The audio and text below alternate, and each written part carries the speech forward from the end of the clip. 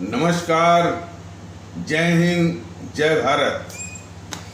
भारतीय अवाम ताकत दल अपने भारतीय भाई बहनों अर्थात अपने देश भारत की जनता अर्थात अपनी भारतीय अवाम से भारतीयता आधारित आपसी श्रद्धा, भारतीयता आधारित आपसी स्नेह, भारतीयता आधारित आपसी प्रेम, भारतीयता आधारित आपसी अखलाक मोहब्बत, भारतीयता आधारित आपसी सहयोग, भारतीयता आधारित आपसी सम्मान, भारतीयता आधारित आपसी एकता, भारतीयता आधारित आपसी भाईचारा तथा भारतीयता आधारित आपसी सद्भाव को समझने व उसे आत्मसात करके वैसा ही और उसी अनुसार आचरण एवं व्यवहार करने हेतु और इसके समस्त भारत में प्रचार प्रसार करने हेतु और इसकी अहमियत और महत्व को प्रत्येक देशवासी को समझाकर उसे अपनाते हुए वैसा ही और उसी अनुसार आचरण एवं व्यवहार करने हेतु और प्रत्येक देशवासी को अपना ही भारतीय भाई बहन मानकर, समझकर और अपनाकर उनके साथ वैसा ही और उसी अनुसार आचरण एवं व्यवहार करने हेतु सतत, सदैव और हमेशा अदब के साथ, आदर के साथ अर्ज करता है, विनती करता है। ये कुछ चर्चा चला रहे हैं कि ये GNPC गांधी नेहरू परिवार चांडाल चौकड़ी काकस, जिसको कि आप लोग भ्रम से या भूल से या गलती से कांग्रेस कहते चले आ रहे हैं और इसने उसी छल से अपना नाम जो है भारतीय राष्ट्रीय कांग्रेस के रूप में भारत निर्वाचन आयोग से मान्यता ले रखी है, क्योंकि जो इसका चाल चरित्र और चेहरा है और हमारे आदरणीय भारतीय भाई बहन और हमारी आदरणीय भारतीय आवाम इसको देखती होगी, जानती होगी और समझती होगी कि ये भारतीय नहीं बल्कि भारत विरोधी भी है, राष्ट्रीय नहीं बल्कि राष्ट्र विरोधी भी है और कांग्रेस भी नहीं है बल्कि ये GNPC है, गांधी नेहरू परिवार चांडाल चौकड़ी काकस है। तो ये छलकपट से भले मान्यता भारत निर्वाचन आयोग से ले ली हो, लेकिन हमारे आदरणीय भारतीय आवाम उसको अच्छी तरह से जानती है कि ये सिर्फ और सिर्फ गांधी नेहरू परिवार चांडाल चौकड़ी काकस ही है। तो ये जो है भारत जोड़ो की एक यात्रा शुरू करने वाली है, उसके विषय में हमारे आदरणीय भारतीय भाई बहन जरा गौर करें कि ये भारतीय जनता पार्टी इसको देश विरोधी नहीं मानती है, देश का गद्दार नहीं मानती है और मीडिया वालों के थ्रू और मीडिया के जरिए भी जो है उसकी ये साजिश रहती है कि मीडिया भी इसको देश का गद्दार न माने, देश विरोधी न माने। तो इसलिए वो और फिर जो भारतीय जनता पार्टी है इस GNPC की रक्षा भी करती है और उसका भारतीय जनता पार्टी का इस GNPC के प्रति एक प्रतीकात्मक, एक सिंबॉलिक, एक दिखावा विरोध है और वो भी कुछ उसके स्वार्थी राजनीतिक कारणों से, लेकिन वो इसको माने वो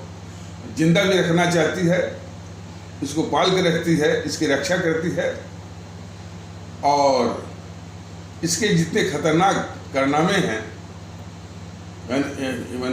देश विरोधी कारनामे हैं, जो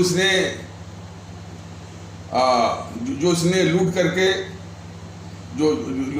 जो काला धन जमा किया है विदेशी बैंकों में, जो कि बताया गया है कि ये आज की तारीख में लगभग 1200 से लेकर 1300 लाख करोड़ के आसपास है, और खुद माँ बेटे मतलब सोनिया राहुल के नाम से 180 से लेकर 200 लाख करोड़ तक है। तो इस देश का सबसे बड़ा भ्रष्ट या डकैत भी नहीं मानती है, और जो इसने देश को खंड खंड कर दिया है, तार तार कर दिया है, और वो भी विभाजित भारत को, भारत का विभाजन भी इसी ने कराया है, और उस विभाजन के कारण हमारे भारतीय भाई बहन जो कि अंग्रेजों के खिलाफ आज़ादी की जंग में हजारों लाखों जो है कंधे से कंधा मिला करके, खास करके हमारे हिंदू सनातन आस्था वाले भारतीय भाई बहन और हमारे इस्लाम आस्था वाले भारतीय भाई बहन कंधे से कंधे मिला करके अंग्रेज़ों के खिलाफ, अंग्रेजी हुकूमत के खिलाफ आज़ादी की जंग लड़ते हुए शहीद हो गए। और वही भारतीय भाई बहन, वही हमारे हिंदू सनातन आस्था वाले भारतीय भाई बहन और इस्लाम आस्था वाले भारतीय भाई बहन, जो कि अंग्रेज़ों के खिलाफ मिल करके कंधे से कंधा मिला करके लड़े थे, इसी कांग्रेस के द्वारा भारत विभाजन के कारण ही आपस में इस कदर वैमनस्य फैली कि आपस में ही वो कट मरे। इस बात को ये जेएनपीसी, गांधी नेहरू परिवार चंडाल चौकड़ी और वो गद्दार मोहनदास करमचंद गांधी और वो गद्दार जवाहरलाल नेहरू जानते थे, लेकिन सत्ता हथियाने का इतना अंधापन था कि देश को बांट करके भी और हमारे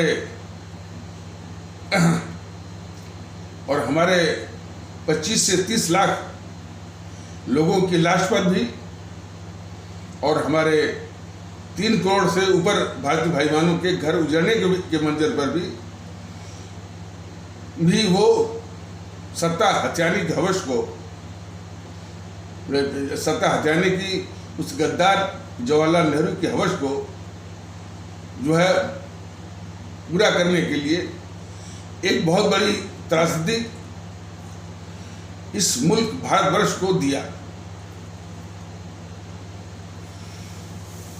और उसी विभाजित भारत को इस देश के सबसे बड़े गद्दार जवाहरलाल नेहरू ने भाषा के आधार पर प्रांत बनवाया। तो जो भाषाई कट्टरता और भाषा के आधार पर जो उस गद्दार जवाहरलाल नेहरू ने प्रांत बनवाए, तो भाषागत आधारित प्रांतीय कट्टरता हमारे देश की एकता, हमारे देश की भारतीय एकता की बहुत खतरनाक शत्रु बनी हुई है। और भी खतरनाक तरीकों से जातिवाद को बढ़ावा दिया, संप्रदायवाद को बढ़ावा दिया, क्षेत्रवाद को बढ़ावा दिया, और अपनी समूहवाद क्षेत्रवाद को बढ़ावा दिया, और अपनी व्यक्तिगत महत्वाकांक्षा के कारण जो है इस देश को खंड खंड तार तार किया हुआ है। और उसका जो ये गद्दार जवाहरलाल नेहरू जो है अपने देश जो खंडित भारत की जो भी जमीन थी उसमें से लद्दाख का हिस्सा अक्साई चीन को, दुश्मन चीन को दिया सन 62 की लड़ाई के जरिए। और उसके पहले यानी 1959 में ही यह जो है एक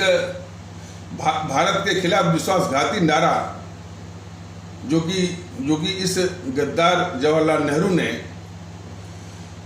चीन के प्रधानमंत्री जाओ एनलाई को बुला करके भारत के खिलाफ विश्वासघाती नारा हिंदी चीनी भाई भाई का लगा करके ये गद्दार जवाहरलाल नेहरू चीनी सेना को नेफा, नॉर्थ ईस्टर्न फ्रंटियर एजेंसी, जो कि इस समय वह अरुणाचल प्रदेश हो गया है, उसमें घुसवाया। और जब देश ने जब देश को जानकारी हुई, काफी प्रतिरोध हुआ, तो यह देश के सामने यह गद्दार जवाहरलाल नेहरू झूठ बोला कि उसने चीनी नेताओं से बात कर ली है और वो चीनी सेना जो कि नेफा, नॉर्थ ईस्टर्न फ्रंटियर एजेंसी, जो कि इस समय अरुणाचल प्रदेश है, जिसमें कि चीनी सेना को जो गद्दार जवाहरलाल नेहरू घुसवाया था, तो उसके विषय में उसने देश के साथ झूठ बोला कि उसने चीनी नेताओं से बात कर ली है और चीनी सेना वापस हो जाएगी। और जबकि वो चीनी सेना वापस नहीं हुई, तो उतनी घुसपैठ भी करवाया हमारी ही अपनी ज़मीन पर, मतलब उस माध्यम से भी हमारे देश की ज़मीन जो है दुश्मन चीन के हाथों में दिया। तिब्बत भारत से मिलने वाला था और वो मिलना चाह रहा था, क्योंकि वह चीन की जो कम्युनिस्ट पार्टी की जो है नरसंहारी विस्तारवादी नीति से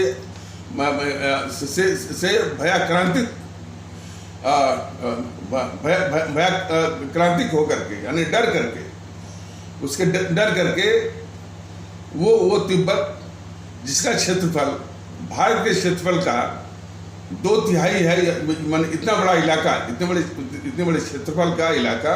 भारत में मिलने की कोशिश कर रहा था, उस तिब्बत को ये गद्दार जवाहरलाल नेहरू दुश्मन चीन को थाली सजा करके उसको सौंप दिया। और उसी चीन की कम्युनिस्ट पार्टी की नरसंहारी विस्तारवादी नीति से डर करके नेपाल भी, भूटान भी और ये सिक्किम सभी भारत में मिलना चाह रहे थे, और किसी को भी यह गद्दार जवाहरलाल नेहरू जो है भारत में मिलने नहीं दिया। हालांकि बाद में सिक्किम ने जो है काफ़ी बलपूर्वक भारत में वो विलय किया, जिसका कि झूठ मूठ में वो यही जेएनपीसी जो है वो मिलाने का एक झूठा श्रेय भी, यानी क्रेडिट लूटने का भी एक नाटक करती है, एक दम करती है। और ये हमेशा से देश को विखंडित करने वाली और कमजोर करने वाली ये ताकत है। ये कौन सी ताकत है? ये बहुत ही खतरनाक औपनिवेशिक ताकत है, कॉलोनियल पावर है ये जेएनपीसी। सरकारी आंकड़ों के अनुसार इसके शासनकाल में 800 से लेकर 900, 8,000 से 9,000 छोटे बड़े सांप्रदायिक दंगे इस जेएनपीसी ने करवाए। और ये मैं अकेला नहीं बोल रहा हूँ, एक आते हैं टीवी पर, टीवी की परिचर्चा में वो मुफ्ती वजाहत कासमी, जो कि देश की एकता के विषय में बहुत कुछ कहते हैं, और हमेशा वो जो कि माने अब तक जो दिखाई पड़ता है वो हमारी भारतीय एकता या हिंदू सनातन आस्था वाले भारतीय भाई बहन के तबके और हमारे इस्लाम आस्था वाले भारतीय भाई बहन के तबके के बीच की एकता के बहुत ही बड़े पक्षधर वो दिखते हैं। तो वो कह रहे थे कि इस जीएनपीसी मतलब इस कांग्रेस ने मतलब इस जीएनपीसी ने लाखों दंगे करवाए। तो लेकिन जो सरकारी आंकड़े हैं कम से कम उसके अनुसार जो है माने 8,000 के आसपास ये इसके शासनकाल में जीएनपीसी के शासनकाल में सांप्रदायिक दंगे हुए, जनहानि तो हुई ही और आपस में भेद विभेद बहुत बढ़ा, तनाव बढ़ा, नफरत बढ़ी। तो उसका भी कारण यही रही, जीएनपीसी रही। ज़्यादा विस्तार से बताना इस सीमित जो माध्यम है यूट्यूब का वीडियो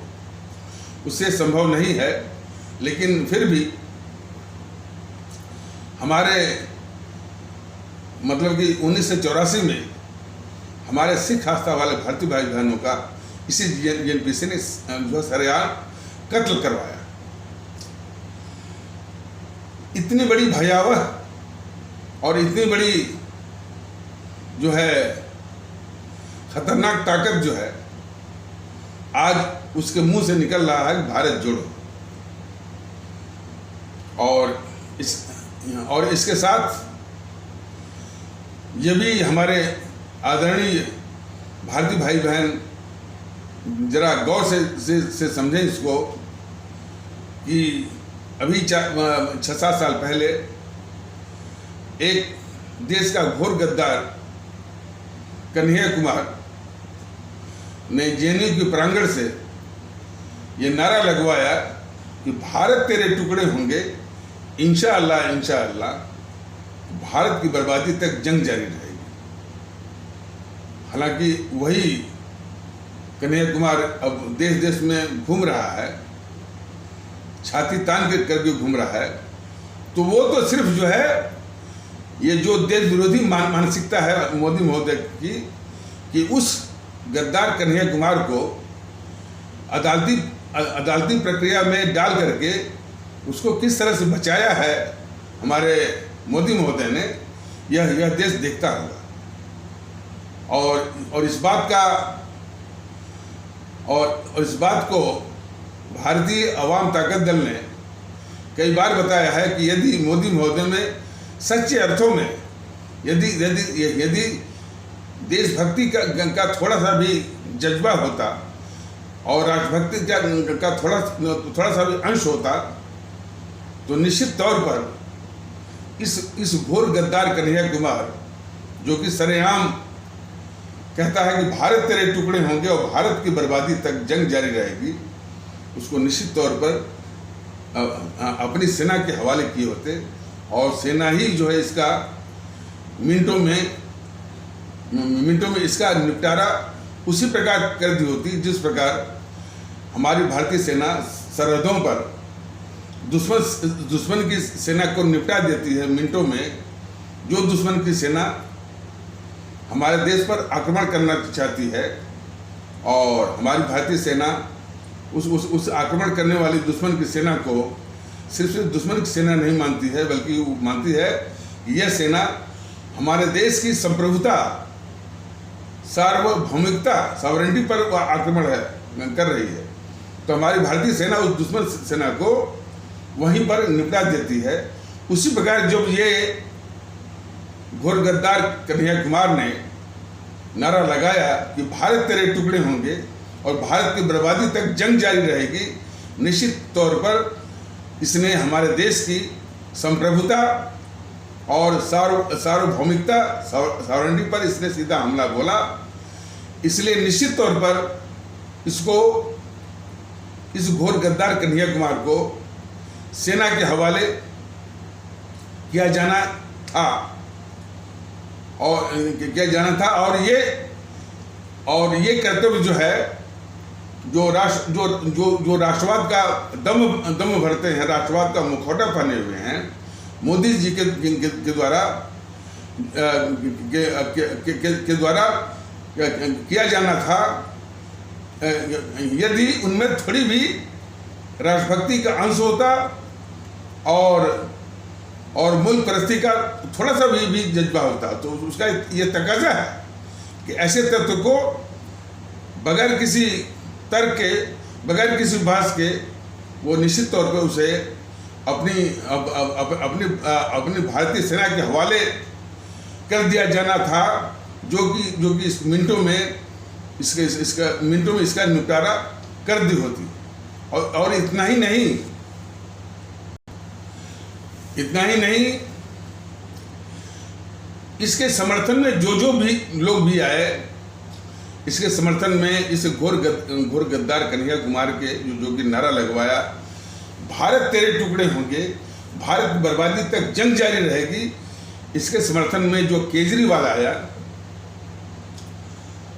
माने जो गद्दार केजरीवाल आया, गद्दारी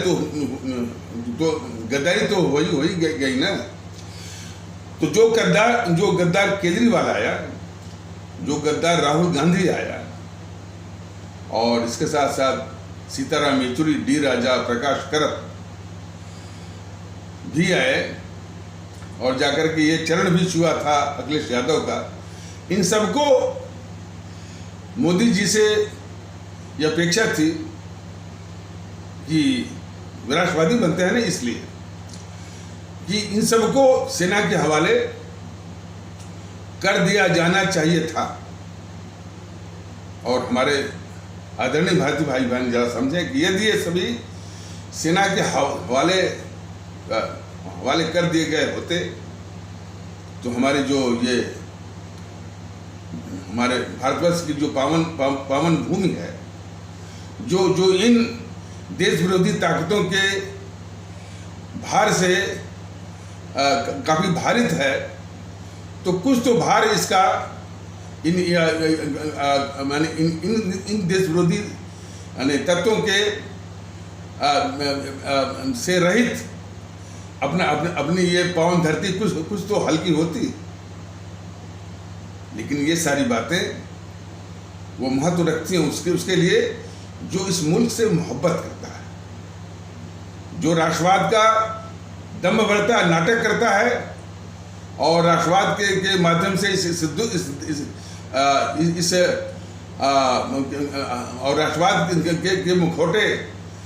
के अंदर जो है, यानी इन देश विरोधी ताकतों को जो पालता है, जो रक्षा करता है, जो है उसके लिए नहीं है। तो अब तो वही कन्हैया कुमार जो है, जिसको कि सेना के हवाले किए जाने की आवश्यकता थी, या किया जाना था और किया जाना चाहिए था, उसको मोदी महोदय ने अदालती प्रक्रिया में डाल करके इसको किस तरह बचाया। तो ये गद्दारी है हमारे मोदी महोदय की। अब जरा देखिए, यह जो है जेएनपीसी हमारे देश को खंडित तातार की हुई है, यानी टुकड़े टुकड़े, इस देश को टुकड़े टुकड़े जो है करने के कुचक्र में या साजिश में दिन रात वो लगी हुई है। भारत को बर्बाद करने में ये दिन रात ये लगी हुई है। तो ये तो वास्तविक रूप में सक्रिय है। और वो जो नारा लगाया कन्हैया कुमार कि भारत तेरे टुकड़े होंगे, भारत बर्बादी तक जंग जारी रहेगी, वो कन्हैया कुमार आकर के उसी अपने गंतव्य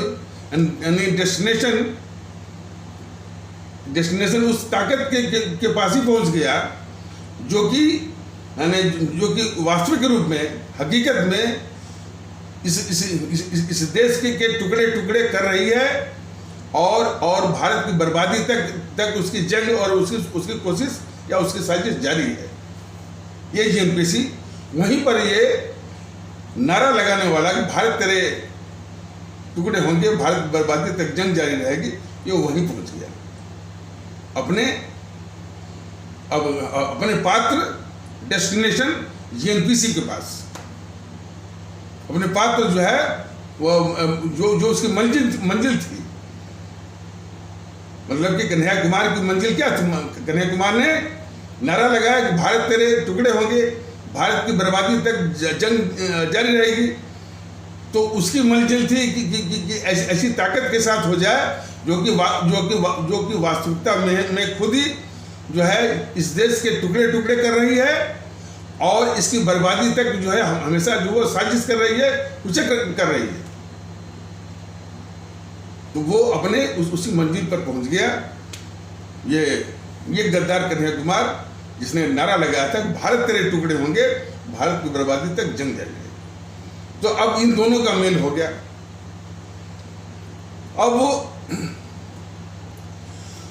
अब इतनी खतरनाक देश के लिए, हमारे मुल्क भारतवर्ष के लिए खतरनाक जो ताकत ये जेएनपीसी और उसके साथ ये खतरनाक घोर गद्दार कन्हैया कुमार के साथ, जिसने जो कहा कि और खुलेआम कह रहा है कि भारत तेरे टुकड़े होंगे, भारत की बर्बादी तक जंग जारी रहेगी। इतनी खतरनाक ये संगठन है अपने देश में। वो इतनी खतरनाक वो तंजीम है या ताकत है, वो ताकत भारतीय जनता पार्टी की नज़रों में वो खतरनाक नहीं है। कन्हैया कुमार भी खतरनाक नहीं है। तो इसलिए वो तर्क देते हैं कि भाई पहले ये कांग्रेस खुद अपने को जोड़ ले, माने जो उसके जो गुलाम नबी आज़ाद निकल जा रहे हैं वो उसके उतना ही बस। और यही बात मीडिया वालों से भी कहलवा रहे हैं कि भाई कम से कम वो अपने को जोड़ लें, तब इसके बाद वो भारत को जोड़ें। क्यों? कि इन सारी पार्टियों को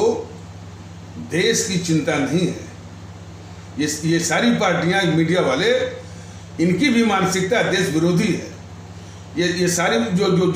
राजनीति बीजेपी जैसी पार्टियां जो है, इनके लिए देश का महत्व नहीं है और देश की ये एकता और अखंडता का महत्व, देश की एकता और भावनात्मक एकता और अखंडता का महत्व इनको नहीं है। इसीलिए इतनी खतरनाक जेएनपीसी के लिए बस ये कर रहे हैं कि पहले वो अपने पार्टी को जोड़ लें, मजबूत हो लें और मजबूत होकर के ये जेएनपीसी और देश के खिलाफ गद्दारी करें। इनकी ये मंशा है। तो ये जो है, चूंकि ये सत्ता के इतने अंधे हैं बीजेपी वाले कि यदि जेएनपीसी सामने रहेगी, भले वो देश की दुश्मन हो, उसी को दिखाकर इनको वोट मिलेगा और सत्ता मिलेगी। तो इसीलिए वो इस जेएनपीसी को कह रहे हैं कि पहले वो अपने को जोड़ ले, अपने को मजबूत कर ले।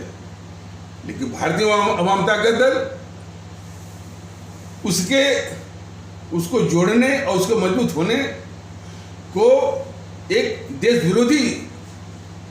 मानसिकता मानता है। भारतीय अवाम ताकत दल तो ये कहता है कि इसका विनाश ही देश की सुरक्षा है। इसलिए ये कहता है कि इतनी खतरनाक जो अभी बताया गया है, देश के खिलाफ, देश को तार तार करने वाली, खंडित करने वाली और हमेशा देश को बांटने वाली, और भारत तेरे टुकड़े होंगे, भारत की बर्बादी तक जंग जारी रहेगी, ऐसे खतरनाक और घोर गद्दार कन्हैया कुमार को अपने साथ रखने वाली आज उसके मुंह से निकल रहा है भारत जोड़ो। तो हमारे सभी आदरणीय भारतीय भाई बहन बड़ा जरा गौर से देखें कि देश को जो माने बराबर टुकड़े टुकड़े करने वाली और इसकी बर्बादी तक इसकी साजिश करने वाली, और साथ में भारत तेरे टुकड़े होंगे, भारत की बर्बादी तक जंग जारी रहेगी, ऐसे घोर गद्दार कन्हैया कुमार को अपने साथ रखने वाली ये जेएनपीसी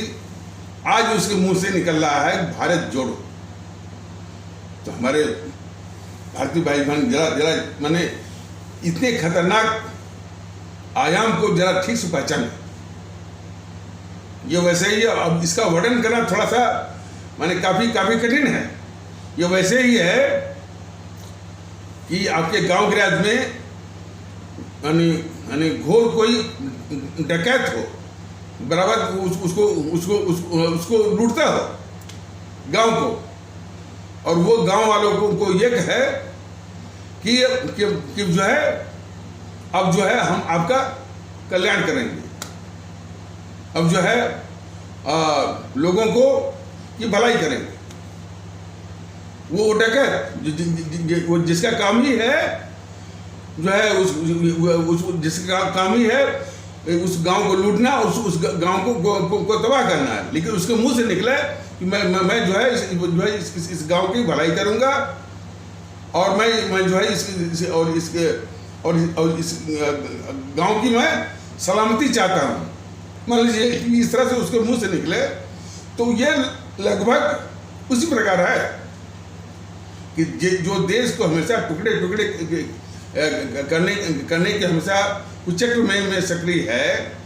जो इसकी बर्बादी को सुनिश्चित करने की जो है वो माने कुचक्र में सक्रिय है, आज उसके मुंह से निकल रहा है कि भारत जोड़ो। तो हमारी वो इसलिए निकल रहा है कि ये जो देश विरोधी ताकतें हैं वो हमारी आवाम को मतलब कि किस कदर वो बेवकूफ समझती है। ये हम कुछ भी करें, देश के साथ गद्दारी करें, यानी देश के खिलाफ गद्दारी करें, तभी इनको वोट मिलेगा। ये भ्रम है उनमें। अब तक तो ये था कि ये समाज विरोधी और देश विरोधी ताकतें कितना भी भ्रष्टाचार करें, कितना भी जो है वो अपराध करें, कितने भी वो समाज को बांटें, तब भी उनको वोट और सत्ता मिल रही है। अब इसका बहुत यानी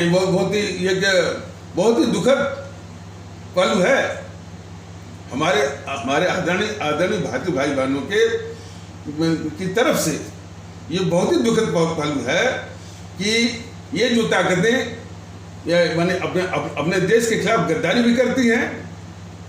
और इसी समाज को बांटती भी हैं और इस देश को लूटती भी हैं, और जो है और जो उनका आपराधिक वृत्ति अलग से होता है, और अमानुषिक जो अत्याचार होता है, जिसको कि आप सभी लोग बलात्कार या रेप करते हैं, उसके भी अपराधी होते हैं। तब भी हमारी आवाम इनको वोट कर रही है, इनको सत्ता में भेज रही है। ये कुछ वास्तविकता है। इसी कारण जो है इनका मन इतना बढ़ा हुआ है, जरा आप समझिए, उनका मन इतना बढ़ा हुआ है कि यह जो कि अभी ये बताया गया कि इतना खतरनाक चेहरा है, इतना खतरनाक इनका चेहरा है, चरित्र है, चाल चरित्र भी है, तब भी ये आस लगाए हुए हैं कि तभी जनता इनको वोट करेगी। सिर्फ ये मुंह से बोल देंगे कि भारत जोड़ो। तो इस प्रकार ये इस तरह से जो है एक उसका जो उपसंहार होता है, कंक्लूजन होता है, यही है कि वो आवाम को किस कदर कमजोर और बेवकूफ समझते हैं। तो जो इस तरह से समझते हैं उसमें उनकी सोच में दम है, मटेरियल है। वाकई में हम भारतीय भाई बहन या हमारी आदरणीय भारतीय अवाम जो है अपने इन देश के दुश्मनों को पहचानने में अब तक विफल रही है, और उसमें वही घोर अपराधियों को भी जो है वोट मिल रहा है, जिसमें ये मुलायम सिंह यादव फूलन देवी को लाया और मैंने अपनी पार्टी में वो खूंखार अपराधियों माफिया वालों को भर रहा था मुलायम सिंह यादव, तभी लोगों ने उसको वोट किया। यही नेहरू जिस देश को बांटा, 25 से 30 लाख लोगों को मरवाया, तभी उसको वोट मिला। तो तो ये सब जो त्रासदी के कारण में जो हमारी भारतीय अवाम है, इस अपराध बोध को मानना पड़ेगा। कारण छोड़ दीजिए, लेकिन ये अपराध हुआ है और उसका खामियाजा सिर्फ दो ही लोग भुगतते हैं, यह देश और अवाम। तो भारतीय अवाम ताकत दल ही समझा रहा है, बराबर निवेदन कर रहा है कि इसके निदान के लिए हमारे संविधान निर्माताओं ने, हमारे परम भक्त और इतने बड़े विद्वान हमारे डॉक्टर राजेंद्र प्रसाद और हमारे परम राष्ट्रभक्त और इतने बड़े विद्वान हमारे डॉक्टर बाबा साहब भीमराव अम्बेडकर आदि महापुरुषों ने करीब 3.25 साल से भी अधिक समय लगा करके अथक परिश्रम करके इस देश का संविधान बना करके हमारे आपके हाथों में एक, यानी इस तरह की सारी समस्याओं के निदान के लिए एक अमोघ अस्त्र दिया। और उस अमोघ अस्त्र की कीमत और किस उद्देश्य के लिए है, आज तक हम नहीं कर पाए। तो सबसे पहले काम है कि इन देश विरोधी ताकतों का खात्मा, दूसरी और वास्तविक आजादी हासिल करना, इन देश विरोधी काले अंग्रेज ताकतों से निजात पाने के लिए दूसरी और वास्तविक आजादी और अपनी भारतीय अवाम की मानसिक गुलामी इस मामले में कि वो समझ सके कि उसका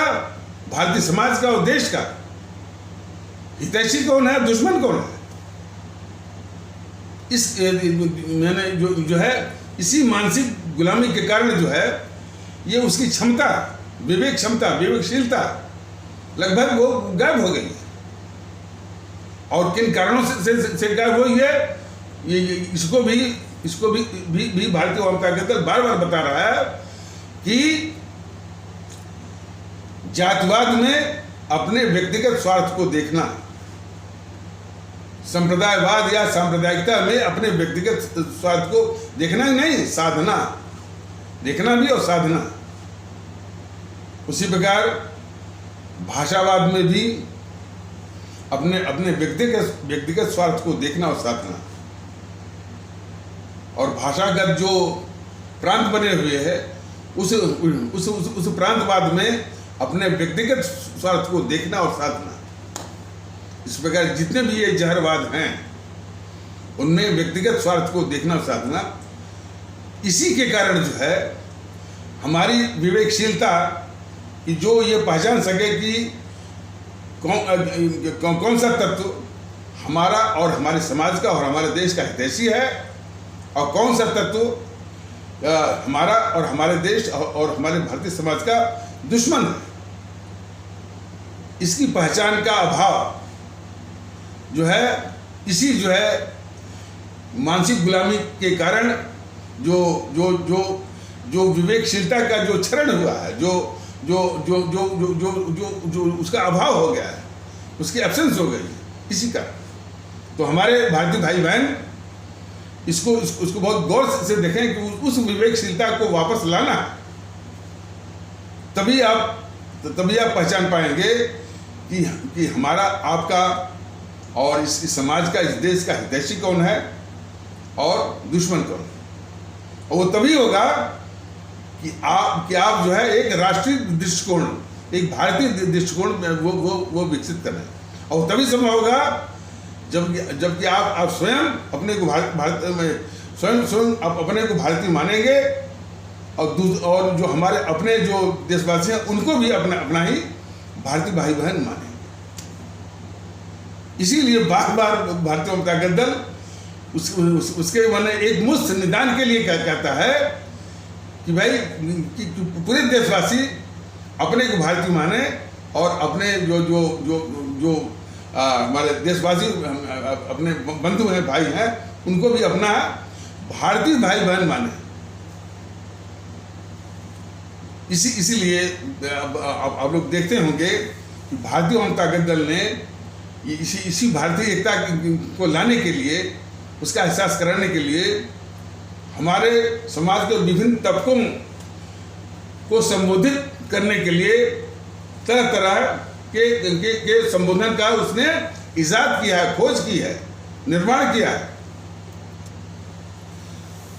और वो तरह तरह के जो संबोधनों की खोज की है और जो है और उसी का इस्तेमाल करता है और उसी का इस्तेमाल भी करता है भारतीय अवाम ताकत दल, सिर्फ इसीलिए कि बार बार जो है वो भारतीयता का एहसास हो। जैसे जिसको लोग मुसलमान वो लोग कह रहे हैं, भारतीय अवाम ताकत दल इससे परहेज करता है और अपने भारतीय भाई बहनों को सिखाता भी है, उनसे निवेदन भी करता है कि आप उनको मुसलमान कहना छोड़िए। क्यों? कि भाई इसी चीज़ का पैगाम देना है, इसी चीज़ का संदेश देना है और इसी चीज़ का एहसास करवाना है कि वो लोग जो हैं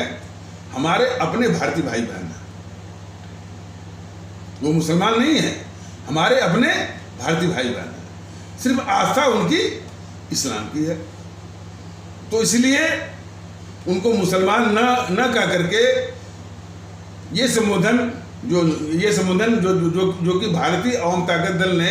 विकसित की है, निर्माण किया है और उसी का बार बार वो इस्तेमाल भी करता है कि ये मुसलमान नहीं है, ये हमारे भारतीय भाई बहन हैं। तो उनके लिए जो संबोधन है, हमारे इस्लाम आस्था वाले भारतीय भाई बहन,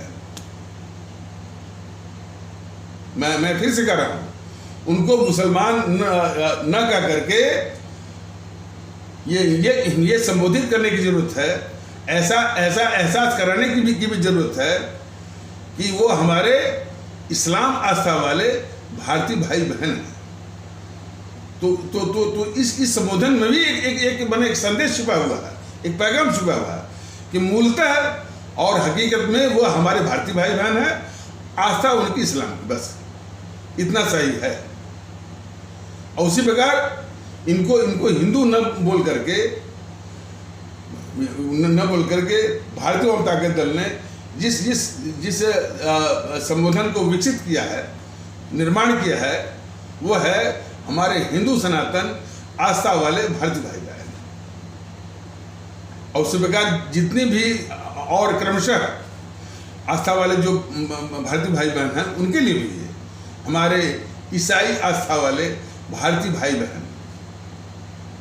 हमारे सिख आस्था वाले भारतीय भाई बहन, हमारे जैन आस्था वाले भारतीय भाई बहन, हमारे पारसी आस्था वाले भारतीय भाई बहन, हमारे बौद्ध आस्था वाले भारतीय भाई बहन, सभी भारतीय भाई बहन हैं। ये तो रहा आस्था के अनुसार। और मान लीजिए कि जो भाषाएं हैं, जैसे भाषा पंजाबी है, बांग्ला है, उड़िया है, मराठी है, गुजराती है, तमिल है, तेलुगु है, मलयालम है, कन्नड़ है और भी जो भाषाएं हैं, जिसको कि हमारे भारतीय संविधान ने उनको क्षेत्रीय भाषा नहीं कहा है। बराबर हमारा देश का संविधान इस बात के लिए सजग रहा है कि उनको भारतीयता का सम्मान दिया जाए। इसलिए भारतीय संविधान ने उनको भारतीय भाषाओं का सम्मान दिया है और यही सम्मान देने की आवश्यकता भी है। तो भारतीय अवाम ताकत दल भी उनको भारतीयता का सम्मान देते हुए, यानी जिन वो भारतीय भाषाओं का इस्तेमाल करते हैं हमारे भारतीय भाई बहन, तो उसका प्रयोग करने वाले भारतीय भाई बहनों को संबोधित करने के लिए मान लीजिए कोई भारतीय भाई बहनों का तबका जो है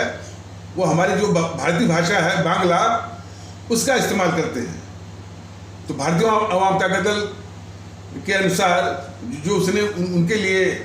जो है जो संबोधन विकसित किया है वो संबोधन है कि हमारे बांग्ला भाषी माने बोलने वाले बांग्ला भाषी भारतीय भाई बहन। देखिए जो भारतीय आवाम ताकत दल का प्रयास है कि हर एक संबोधन में भारतीय भाईचारा का, भारतीयता आधारित जो है वो अपनापन का और भाई बहन का एहसास कराना बहुत निहायत जरूरी है। तो इसलिए जो भारतीय भाई बहनों का तबका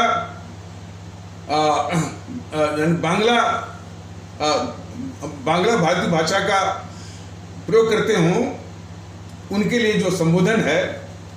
और जो इस देश के लिए आवश्यक भी है कि हमारे बांग्ला भाषी भारतीय भाई बहन, इस प्रकार हमारे जो भारतीय भाषा है तमिल, उसका इस्तेमाल करने वाले भारतीय भाई बहनों के लिए जो संबोधन है यह है हमारे तमिल भाषी भारतीय भाई बहन। और ये तो रहा कि हमारे मुख्तलिफ भारतीय भाषाओं का इस्तेमाल करने वाले हमारे भारतीय भाई बहनों के लिए संबोधन, यानी मुख्तलिफ जो है भारतीय भाषाओं का इस्तेमाल करने वाले। अब देश के विभिन्न हिस्सों में रहने वाले मान लीजिए है कोई जो हमारे भारतीय भाई बहन गुजरात में मान रहते हैं, यदि उनके लिए संबोधन का प्रयोग करना होगा तो भारतीय आवाम ताकत दल ने उनके लिए भी संबोधन जो विकसित किया है, बनाया है या निर्माण किया है, वो है गुजरात में रहने वाले, मतलब गुजरातवासी माने रहने वाले गुजरातवासी जो है भारतीय भाई बहन, या जो भारतीय भाई बहन हमारे तमिलनाडु में रहते हैं मान लीजिए, तो तमिलनाडु वासी माने रहने वाले भारतीय भाई बहन, या पश्चिम बंगाल वासी भारतीय भाई बहन, यानी हर तरह से जितने भी हमारे भारतीय भाई बहन हैं उनके लिए संबोधन में भारतीय भाई बहन का होना अनिवार्य है, क्योंकि यही जो है एहसास दिलाना है कि ये जितने भी हमारे देशवासी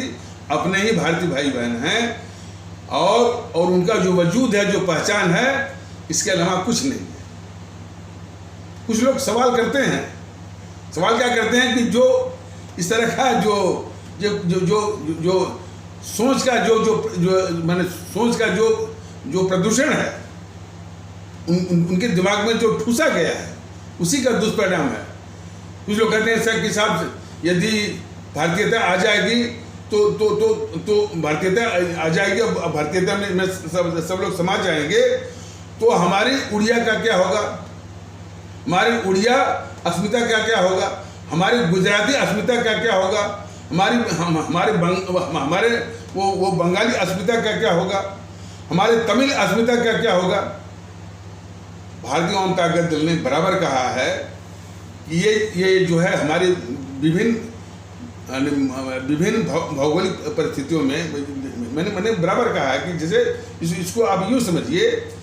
कि हमारे देश का भौगोलिक विस्तार बहुत बड़ा है, कश्मीर से लेकर कन्याकुमारी, अब गुजरात के कच्छ से लेकर के मणिपुर का वो जगह जो कि म्यांमार या बर्मा से लगता है, उसको बोलते हैं मोरेन। तो हमारा देश जो है बहुत दूर तक ये फैला हुआ है, और ये प्रकृति के अनुसार होता क्या है कि 50-60 किलोमीटर के बाद कुछ बोली का, भाषा हम नहीं कहते, कुछ बोली का, जिसको अंग्रेजी में डायलेक्ट कहते हैं, डायलेक्ट, तो कुछ बोली का, कुछ खान पान पसंद का, कुछ पोशाक का फर्क पड़ जाता है। तो हमारे देश के मुख्तलिफ या अलग अलग या विभिन्न यानी भौगोलिक परिस्थितियों में रहने के कारण जो है जो भाषा का इस तरह से दिखाई देता है कि कुछ क्षेत्रों में हमारे भारत के कुछ क्षेत्रों में जो है हमारी भारतीय भाषा तमिल का प्रयोग करते हैं, हमारी भारतीय भाषा मलयालम का प्रयोग करते हैं, और हमारी भारतीय भाषा कन्नड़ का प्रयोग करते हैं, हमारी भारतीय भाषा बांग्ला का प्रयोग करते हैं, हमारी भारतीय भाषा वो असमिया का प्रयोग करते हैं। तो ये जो हमारे जो ये सब माने इस तरह से जो परिपाटी है कि वो तमिल है, तो ये कन्नड़ है कि गुजराती है, उड़िया है। भारतीय आवाम ताकत दल ये निवेदन कर रहा है, ये समझा रहा है कि बंगाली के रूप में या तमिल के रूप में या गुजराती के रूप में या उड़िया के रूप, जिस रूप में भी, ये सभी जो है अपने भारतीयता का अलग अलग भौगोलिक परिस्थितियों में उसका प्रकटीकरण है, या अंग्रेजी में कहा जाएगा उसका मैनिफेस्टेशन है, उसका रूप है। भारतीयता के ये सब रूप हैं, तमिल होना, बंगाली होना, गुजराती होना, ये सब उसके रूप हैं। लेकिन मौलिकता और वास्तविकता वो भारतीयता की है। अब चूंकि इसी भारतीयता के ये स्वरूप हैं अलग अलग, तमिल के रूप में, उड़िया के रूप में, बांग्ला वो जो है और बांग्ला के रूप में या बंगाली के रूप में या मलयालम के रूप में, चूंकि ये स्वरूप है तो उन स्वरूपों का भी आदर किया जाना चाहिए, उनका भी सम्मान किया जाना चाहिए। लेकिन एहसास कि हम मूलतः भारतीय हैं, इसी भावना का संचार होना चाहिए, इसी भावना के महत्व को समझा जाना चाहिए। यही चीज बार बार भारतीय जनता दल बता रहा है। लेकिन अफसोस, ये जितनी भी राजनीतिक पार्टियां हैं, इतने कीमती जो है, जो देश के लिए कीमती और जरूरी ये विचारों का ये उपहास कर रही हैं, उसका अपमान भी कर रही हैं, और भारतीय जनता दल की इस प्रयास को रोकने का सिर्फ सत्ता के लिए वो विरोध भी कर रहे हैं अंदर अंदर, और दिन रात इस फिक्र में है, इस कुचक्र में है, इस साजिश में है कि किस प्रकार भारतीय जनता दल के जो पूरे देश में भारतीयता आधारित एकता को लाने का प्रयास को रोका जाए। और कहना अतिशयोक्ति नहीं होगा कि ये जो भारतीय जनता पार्टी है, जो अपने को राष्ट्रवादी होने का दावा करती है, दम भरती है, मुखौटा लगाई है, वो सबसे अधिक विरोधी है भारतीय अवाम ताकत दल के इस भारतीयता आधारित एकता भाईचारा लाने के इस प्रयास के और अभियान का सबसे अधिक जो है वो विरोधी बनी हुई है। इसी से बिल्कुल जाहिर है, स्पष्ट है कि ये भारतीय जनता पार्टी जो है हमारे देश में एकता की यानी कितनी बड़ी दुश्मन है। जरा देखें ना, इस देश को जरूरत है सिर्फ जो है वो सिर्फ वो भारतीय एकता की, लेकिन इसके विरुद्ध जो कुचक वो रच रही है, ये जो कुचक रच रही है ये भारतीय जनता पार्टी, वो कुचक और उसका जो प्रयास है सिर्फ हिंदू एकता की बात करती है। आप जो है इसके जितने भी प्रवक्ता हैं, नेता हैं, यहाँ तक कि जो मोदी महोदय भी हैं, वो बराबर बोलते हैं जात बात। जब वो कहते हैं कि जात पात तोड़ो, इसका क्या मतलब है कि जात बात तोड़ करके हिंदू एकता लाओ। और हिंदू एकता क्यों लाओ? उसी ध्रुवीकरण के बल पर इनको इनको इनको इनको सत्ता दिलाओ। तो हमारे भारतीय भाई बहन जरा इसको समझें कि ये कितने खतरनाक हैं इस मुल्क के लिए। इनका वजूद हमारे मुल्क के लिए हमें हमेशा खतरा है कि वो भारतीय एकता के जो है भारतीय एकता न ला करके ये हिंदू एकता की बात करते हैं। और इन्हीं की देखा देखी और भी तबके कुछ लोग जो है मुस्लिम एकता की बात करेंगे और फिर और भी तकते हैं जो संकीर्णता आधारित तमाम वो इस तरह से अपने अपने कुनबों के आधार पर खंड खंड करके वो अपना एक वो कुनबा बनाए हुए हैं। और ये गिरावट तो इस कदर तक पहुंच गई है कि छोटी छोटी माने उनको जातियों का जो नाम मिला हुआ है ज़माने से, हालांकि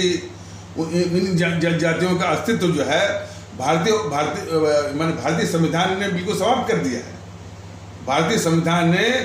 जात के आधार पर जो भी पहचान है, संप्रदाय के आधार पर जो भी पहचान है, इस आधार पर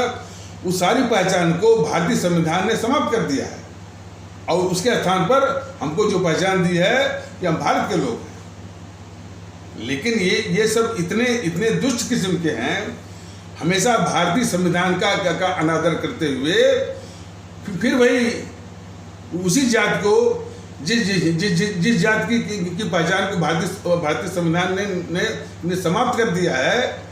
उसी को लेकर के हमारे देश में जो है हमारे भारतीय समाज को विखंडित करते हैं। और विखंडन के आधार पर ही इनकी वोट की जो है राजनीति और सत्ता की राजनीति वो चल रही है। तो हमारे भारतीय भाई बहन जो है बहुत अच्छी तरह से इनको समझें कि ये हमारे भारतीय समाज के शत्रु हैं। भारत के अस्थायित्व जो है इनके विनाश में ही अपने देश का अस्थायित्व है। इनके विनाश में ही जो है ये हमारे मुल्क भारतवर्ष की स्टेबिलिटी है। देखिए, जो ये भारतीय अवाम ताकत दल जो प्रयास कर रहा है, यह प्रयास कोई नया नहीं है। हमारे देश के तो जो है अमर शहीदों ने अपने प्राण दे करके इसी जज्बे को जगाने के लिए अपने प्राण तक दिए।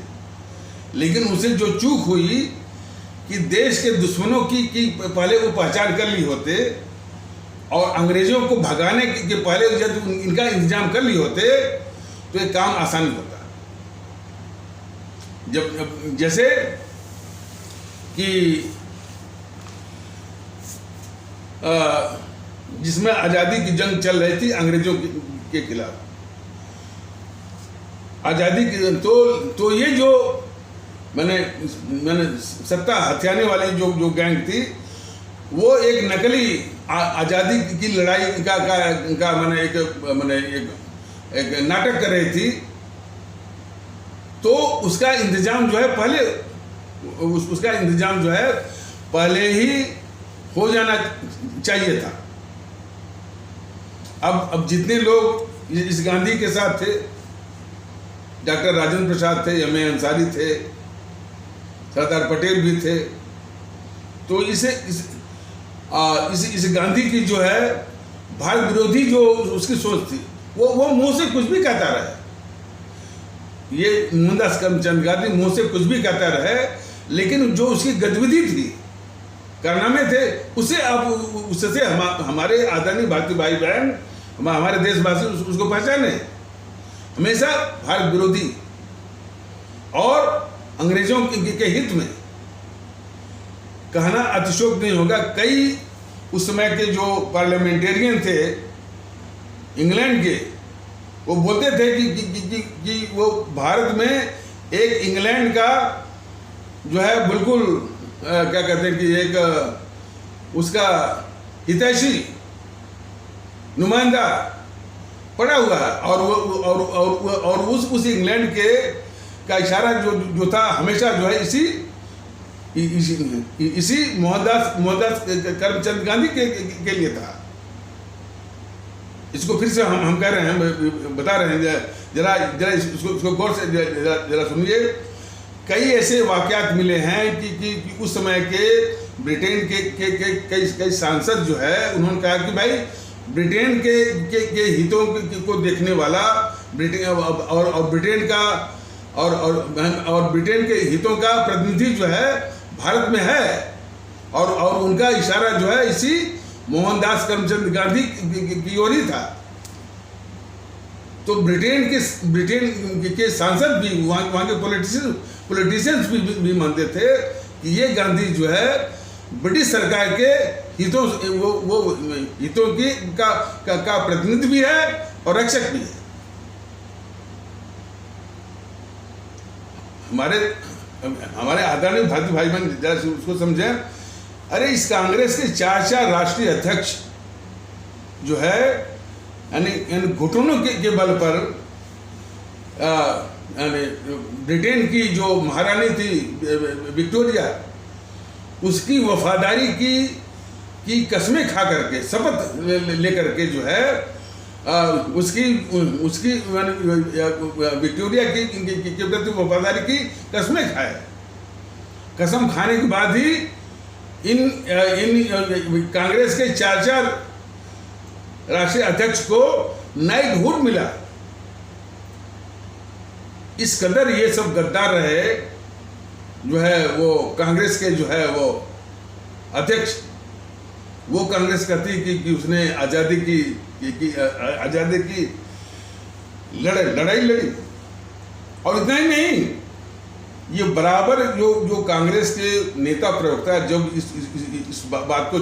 छाती चौड़ा करके दम भरते हैं, चिल्लाते हैं, बीजेपी के नेता और प्रवक्ता इस जेएनपीसी के झूठे दम्भ को कि जब कहते कि आज़ादी की लड़ाई हमने लड़ी, आप कहाँ थे, ये पूरी तरह जो है सर झुका करके उसको स्वीकारते हैं ये बीजेपी वाले। और इस तरह से वो संदेश भी देते हैं, ये संदेश भी देते हैं अपने देश को कि जो ये जेएनपीसी वाले जो झूठा दावा करते हैं, दम भरते हैं, वो सही है। कहने का तात्पर्य यह है कि जब हर वक्त जो है ये जेएनपीसी वाले जो कि हमेशा वस्तुतः जो मैंने अभी बताया है कि अभी जो उसके 4 राष्ट्रीय अध्यक्ष जो है विक्टोरिया महारानी के प्रति वफादारी की कसम जो है घुटने टेक करके वो वफादारी की कसमें खाए थे। और उस कसम खाने के कारण ही उस कांग्रेस के 4 राष्ट्रीय अध्यक्ष को नाइटहुड मिला था। और वो उसके कई अध्यक्ष, आवश्यक हुआ तो नाम भी हम बोल देंगे, वो बाद में अंग्रेजी हुकूमत में सरकारी पदों पर भी रहे। सरकारी पद, अरे उसमें एक था, मैं बता रहा हूँ, उसमें एक था विलियम विंडरबर्ग, वो कांग्रेस का अध्यक्ष था। और इसके बाद फिर वो चला गया इंग्लैंड। उसने जो है वहाँ का संसदीय चुनाव लड़ा, वहाँ का सांसद भी बन गया। सांसद के बाद जो है वो ऐसी गतिविधि वो चलाया कि वो महारानी वो थी विक्टोरिया, महारानी विक्टोरिया के सचिव का सचिव, महारानी विक्टोरिया के सचिव के पद पर कई वर्षों तक रहा। और फिर आकर के वो वही विलियम विंडरबर्ग जो है फिर वो कांग्रेस का अध्यक्ष वो बन जाता। देखिए ना, ये सारी वास्तविकता है। वो कांग्रेस जो कि हमेशा जो है वो अंग्रेजों की परस्त थी, अंग्रेजों की परस्त, वो दम भरते कि हमने आज़ादी की लड़ाई लड़ी। जरा हमारे भारतीय भाई बहन जरा इसको फिर से समझे कि उस ज़माने में शायद 1898 या 99 में जब ये वो तिथि हमको ठीक से अभी याद नहीं है, विलियम विंडरबर्ग कांग्रेस का अध्यक्ष था। इसके बाद वो ब्रिटेन में जाकर के ब्रिटेन का संसदीय चुनाव लड़ा और ब्रिटेन का वो सांसद बना। इसके बाद उसने इतनी अच्छी भक्ति दिखाई, इतने अच्छे काम किए, माने वो ब्रिटेन के अनुसार कि वो जो महारानी विक्टोरिया के सचिव के सचिव पद पर कई वर्षों तक रहा और फिर आकर के वो कांग्रेस का अध्यक्ष बन गया। इसी तरह से तमाम तथ्य हैं हमारे भारतीय भाई बहन जरा समझे। यह हमेशा से अंग्रेजों से चिपकने वाली, अंग्रेजों की मुखबिर और जो है वो उसके दलाल, उसके चमचा इसी की भूमिका इसने निभाई है। इस कांग्रेस ने आज़ादी की लड़ाई बिल्कुल नहीं लड़ी। ये सच्चाई जो है बीजेपी वाले भी जानते हैं, लेकिन जब भी आप लोग देखते होंगे ये जब भी ये दहाड़ करके बोलते हैं, बेहयाई के साथ बोलते हैं और जो है वो एक झूठा दम्भ भरते हैं जेएनपीसी के नेता और प्रवक्ता कि हमने आज़ादी की लड़ाई लड़ी, हमने आज़ादी की लड़ाई लड़ी, और इशारा करके पूछते हैं इनसे इनको इशारा करके कहते हैं बीजेपी वालों के, आरएसएस वालों के कि जब हम आज़ादी की लड़ाई लड़ रहे थे तो आप कहाँ थे। तो ये बीजेपी के नेता प्रवक्ता जानते हुए जानबूझ करके भी भीगी बिल्ली की तरह जो है इस तरह से अपना पोस्चर और अपना चेहरा दिखाते हैं कि वो जो जेएनपीसी कर रहा है देशवासियों के सामने वो सत्य है। कहने का मतलब कि किस प्रकार ये बीजेपी वाले जो है इसे इतनी घोर भारत विरोधी ताकत को किस प्रकार ये बचाते हैं। हमारे भारतीय भाई बहन बिल्कुल स्पष्ट है कि ये हमारी जनता ने इनको दो बार इनको प्रधानमंत्री बनाया, मोदी महोदय को, कि इस देश की सबसे बड़ी अभिशाप जो है वो कांग्रेस से निजात दिलाने के लिए। और ये बीजेपी वाले जो है कहते भी रहे कि वो कांग्रेस मुक्त भारत मैंने उन्होंने बस यही किया कि राज्य सरकारों से इस बीजेपी ने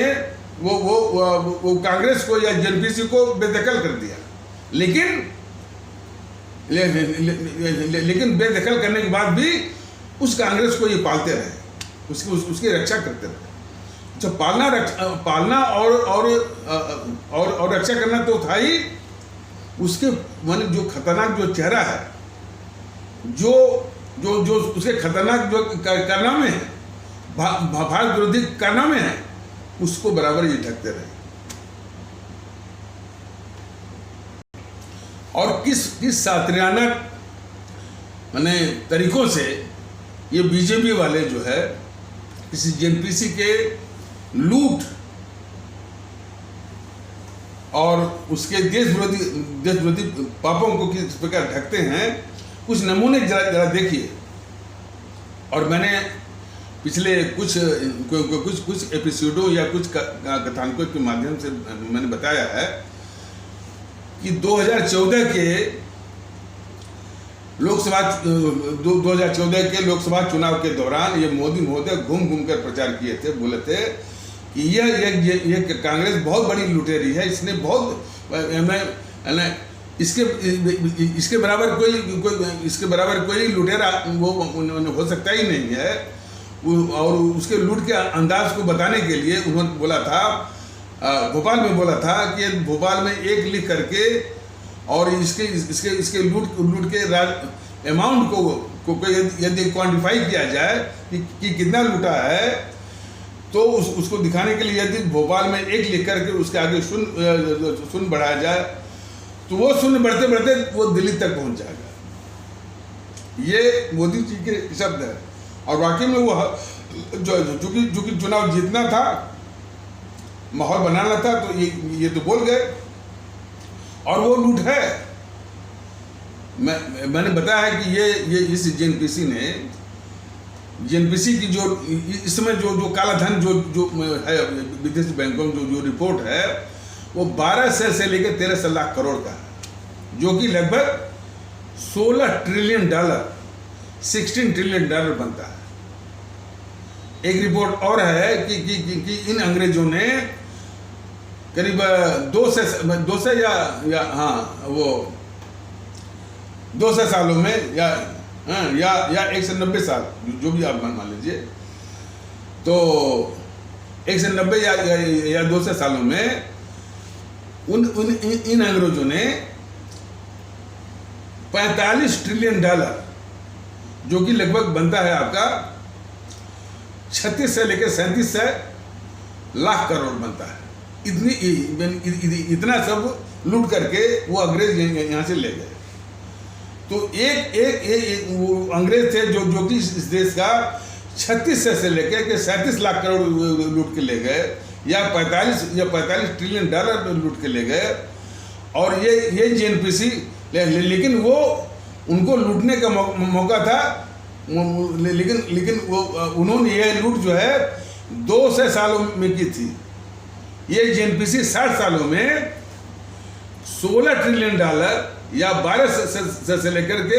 13 लाख करोड़ की लूट की है। यदि इसको भी 200 साल मिल जाता तो यह जो अंग्रेजों के भी पार कर जाती, तो वो बल्कि 50 या 55 ट्रिलियन डॉलर की लूट होती, जो कि लगभग यानी 45 से लेकर 46 लाख करोड़ की लूट होती। इतनी बड़ी डकैत को जो है ये बीजेपी वाले जो है उसके डकैत देश पर जो डाका डाला गया है जेएनपीसी के द्वारा। देखिए, ये डाका वाला जो शब्द जो हम इस्तेमाल करते हैं, ये भारतीय आम ताकत इस्तेमाल करता है, ये डकैती है। अब चूंकि इस डकैती के अलावा कोई शब्द ही नहीं है, वरना तो इसकी करतूत जो है, माने डकैती फकैती जो है, अरे भाई जो डाकू भी रहा करते हैं, जो डाकू डालते थे, कितना का, 1000 का, लाख का, ये अरबों खरबों, अब उसके लिए कोई शब्द ही नहीं है। तो ये डकैती वाला शब्द भी इनकी करतूत के आगे वो बौना लगता है, बौना जो है वो प्रतीत होता है, बल्कि उसको शर्म आती होगी कि भाई डकैती शब्द का जब वो निर्माण हुआ, इजाद हुआ, उसकी खोज हुई, तो वो मान जो है कुछ 1000 की लूट के रहा होगा। अब जब अरबों खरबों की लूट हो रही है, तो उसके कमेंसुरेट कोई शब्द ही नहीं है। और भारतीय आम ताकत दल या मेरी भी मजबूरी है कि इसके अलावा तो कोई शब्द तो है नहीं, तो इसी का हम प्रयोग करते हैं। लेकिन ये सब इस देश का पैसा है, हमारे आवाम का पैसा है। तो बार बार भारतीय आम ताकत दल याद दिलाएगा अपने भारतीय भाई बहनों को भी, और इस बीजेपी को भी बेनकाब करेगा, जो इतनी बड़ी डकैती को बचाती है। तो मोदी महोदय जो बोले थे कि भाई वो इतनी बड़ी कि ये कांग्रेस इतनी बड़ी लुटेरी है, इसके बाद मोदी जी या बीजेपी वाले उस पर बात करना भी जरूरी नहीं मानते। शायद सुना गया था कि ये सुधांशु त्रिवेदी किसी जगह बोल रहा था, किसी सभा में बोल रहा था, कह रहा था कि हमारे मोदी जी जो है काला धन के खिलाफ बहुत प्रयास करते हैं, और वो दुनिया भर में ये किए वो किए, लेकिन कोई काला धन मिला नहीं। बस बार बार रिपोर्ट थी कि जो है उसी जमाने में जिसमें काले धन पर काफी वो चर्चाएं चली थी। अन्ना हजारे भी बैठ गए थे आंदोलन पर। तो उसी वक्त था ये कि 4 लाख करोड़ की लूट की बात थी। वही 4 लाख करोड़ आज की तारीख में चूंकि अन्ना हजारे बैठे थे 2012 के आसपास, 11-12 के आसपास बैठे थे, आज जो है वो 12-13 साल हो गए, तो 12 साल हो गए, तो निश्चित तौर पर वो जो 4 लाख करोड़ है आज की तारीख में जो है वो 12 लाख करोड़ हो गया। तो सभी जानने वाले हमारे देश के लोग जानते हो इतनी बड़ी लूट को, कांग्रेस की जेएनपीसी की लूट को ये बीजेपी वाले छिपा रहे हैं। और इनको देश का डकैत नहीं मानते हैं, न तो ये इनको डकैत मानते हैं और न तो इसको राहुल गांधी को गद्दार मानते हैं, न खुद मानते हैं और देश इनको गद्दार के रूप में समझे, जाने देखे, जाने माने देश जो है, माने हमारे भारतीय भाई बहन इस जेएनपीसी के खास करके वो राहुल गांधी को देश गद्दार के रूप में न जाने, न समझे, न इनको देखे, और जेएनपीसी को भी और देश के डकैत के भी रूप में उसको न जाने, न समझे, न देखे, इसकी बराबर साजिश चल रही है बीजेपी की। यही इसका राष्ट्रद्रोह है, भारत द्रोह है, और जो इस मुल्क के लिए बहुत दुखदायी है। और वो संगठन कहता है कि हम राष्ट्रवादी हैं, और कहना वो अच्छा। और यही नहीं, मीडिया वाले भी, इसलिए तो मीडिया वाले देखिए तमाम तर्क आता है कि ये भारतीय जनता दल जो है सभी पार्टियों को, सभी दलों को, पूरा लोकतंत्र वो खत्म वो करने की बात करता है। तर्क ये आता है कि भारतीय जनता दल जो है पूरी पार्टियों को खत्म करना चाहता है, पूरे लोकतंत्र को खत्म करना चाहता है। आप आदरणीय भाई बहन, आप ही बताइए कि ये जेएनपीसी हुआ, वामदल हुए और ये समाजवादी पार्टी हुआ, क्या ये लोकतंत्र हैं? इस देश को खंडित करने वाले, इस देश के लिए अभिशाप, क्या ये वो लोकतंत्र हैं? सच्चे अर्थों में ये लोकतंत्र के सबसे बड़े अभिशाप हैं, सबसे बड़े अभिशाप है। लेकिन देखिए मीडिया वालों का, लोकतंत्र के लिए विपक्ष का मजबूत होना जरूरी है। जिस माने भारत की सुरक्षा के लिए, और जेएनपीसी ने यही नहीं किया, गरीब की माला उसने जपा, लेकिन हमारे जो गरीब भारतीय भाई बहनों को, कमजोर भारतीय भाई बहनों को हमेशा इसने नारकीय जीवन दिया। देखिए ये सब इतने गंभीर मसले हैं अभी, जो कि साधन के अभाव में अभी जो भारतीय जनता दल इस यूट्यूब के वीडियो के पैगाम के माध्यम से इसे प्रयास कर रहा है। वाकई में इस तरह का अभियान तो मैंने ये सीमित है, लेकिन फिर भी यह यूट्यूब का माध्यम भी एक सशक्त माध्यम बन सकता है, बशर्ते हमारे सभी भारतीय भाई बहन इसको प्रसारित करें। अभी काफ़ी ऐसे तबके हैं जो कि भारतीय जनता दल के इस अभियान से अछूते हैं, और वो भारतीय जनता दल पता है कि वो उनकी एक मानसिक कुंठा है, एक उनकी मानसिक बनावट है, जिसके विषय में हमारे स्वामी विवेकानंद, हमारे महान संत और दार्शनिक, हमारे महान संत और दार्शनिक स्वामी विवेकानंद भी बोले थे, और हमारे बाबा साहब अम्बेडकर भी चेताए थे। और वो किस रूप में कहे थे, वास्तव में हम उसका वर्णन करते हैं, लेकिन ये एपिसोड लंबा हो रहा है। लेकिन भारतीय जनता दल उससे भी वो निराश नहीं है। उन तबकों में आजकल के जो युवा वर्ग है हमारे, अब तो खैर जो सवर्ण कहे जाने वाले भारतीय भाई बहनों के तबकों से भी ये प्रतिक्रिया आ रही है, लेकिन बौद्धिक वर्ग से प्रतिक्रिया जो है अभी बहुत ही कम आ रही है। शहरों में जो रहने वाले जो भारतीय भाई बहन हैं, वहाँ से प्रतिक्रिया अभी बहुत ही कम आ रही है। और हमारे व्यापारिक वर्ग कहे जाने वाले भारतीय भाई बहनों से इक्का दुक्का प्रतिक्रिया आ रही है,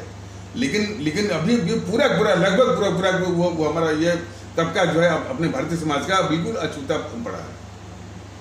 हमारे ओबीसी कहे जाने वाले, हमारे यादव, ये बहुत बेशकीमती तबके हैं हमारे भारतीय समाज के। वहाँ से भी जो है ये सकारात्मक प्रतिक्रिया, संवेदना आना बाकी है। लेकिन हमारे सभी भारतीय भाई बहन इस वीडियो को आगे बढ़ाइए, जन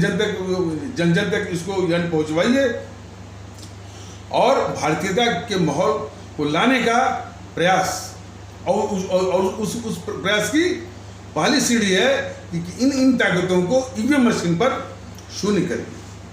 और शून्य करने के लिए कटिबद्ध होइए, प्रतिबद्ध होइए,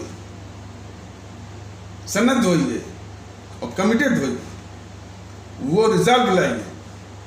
तो इन्हीं आवश्यक शब्दों के साथ इस आवश्यक पर चर्चा को यहीं पर विराम दिया जाता है। तब तक के लिए नमस्कार, जय हिंद, जय भारत।